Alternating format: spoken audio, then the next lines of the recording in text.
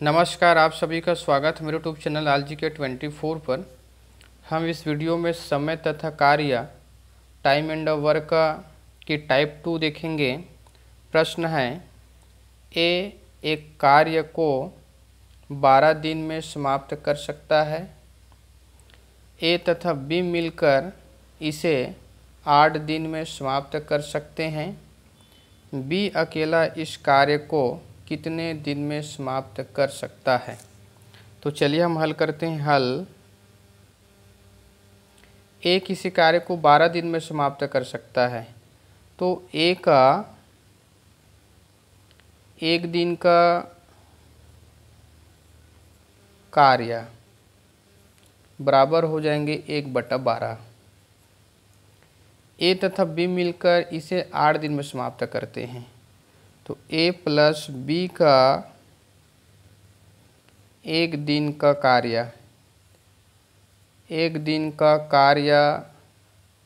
बराबर हो जाएंगे 1/8। तो बी का 1 दिन का कार्य बराबर क्या होंगे, 1/8 जो है ए प्लस बी का 1 दिन का कार्य है, इसमें हम माइनस कर देंगे ए का 1 दिन का कार्य, तो जो बचेगा वो हमें मिल जाएगा बी का 1 दिन का कार्य। तो चलिए ए और बी के 1 दिन के कार्य में से हम ए का 1 दिन का कार्य को माइनस कर देते हैं। चलिए इसको हल करते हैं। तो इसका एलसीएम आएगा आपका 24। इस 24 को इस 8 से भाग देंगे, 3 प्राप्त होगा। 3 जो हमें प्राप्त होगा उसको ऊपर वाले के साथ गुणा करेंगे, तो 3 का गुणा 1 के साथ करेंगे तो 3 ही आएगा। इस माइनस का हमने माइनस लिख दिया। इस 24 को हम इस 12 से भाग देंगे तो 2 आएगा। 2 को ऊपर वाले के साथ गुणा करेंगे तो 2 ही आएगा। चलिए 3 में से 2 को माइनस करेंगे तो 1 आएगा बटा 24। 1/24 प्राप्त हुआ। ये जो है बी का 1 दिन का कार्य है। अब पूछा क्या गया है, पूछा गया है आपका बी इस कार्य को कितने दिन में समाप्त कर सकता है। ये जो प्राप्त हुआ है बी की क्षमता है। तो समय पूछा गया है, तो हम जानते हैं जब समय पूछा जाता है तो क्षमता का हम व्युत्क्रम कर देते हैं। तो समय या दिन बराबर जब हम ज्ञात करेंगे तो ये जो 1/24 है ये आपका 24/1 हो जाएंगे। इसको जब हम हल करेंगे 24/1 को तो 24 ही आएंगे, तो ये हो जाएंगे आपके 24 दिन। तो इस प्रकार बी अकेला इस कार्य को 24 दिन में समाप्त करेगा। ये आपके आंसर हो जाएंगे।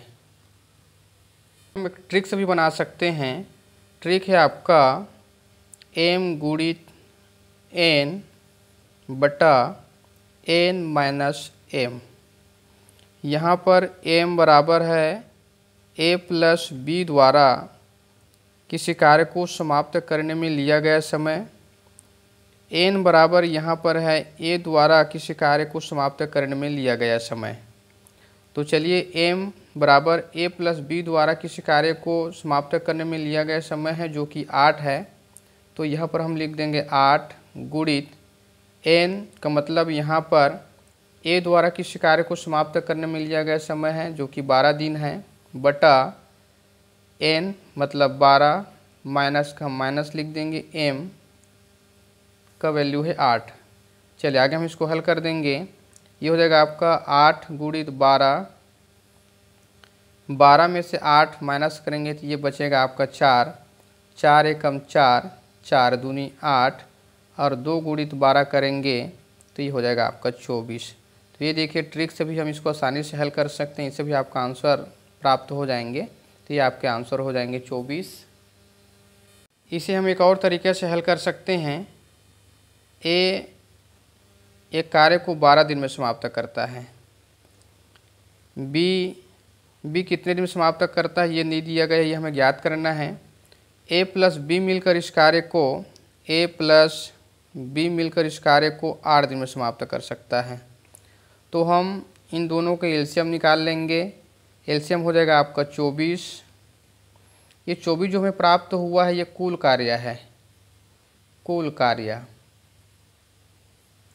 चलिए यहाँ से हम ए का 1 दिन का कार्य ज्ञात कर लेंगे। इस 24 को इस 12 से भाग देंगे, 2 प्राप्त होगा। ये 2 जो है ए का एक दिन का कार्य है, बी का हमें मालूम नहीं है।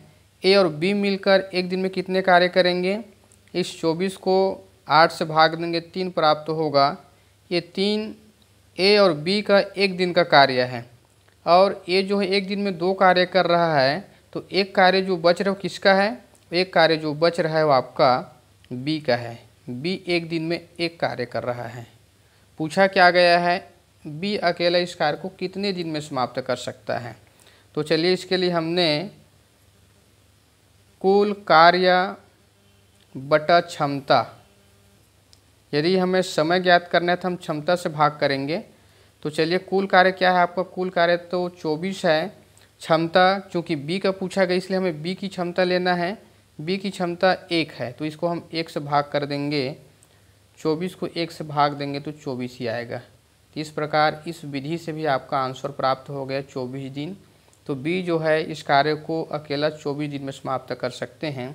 इस प्रकार हम इस सवाल को 3 अलग अलग तरीक़ों से हल कर सकते हैं।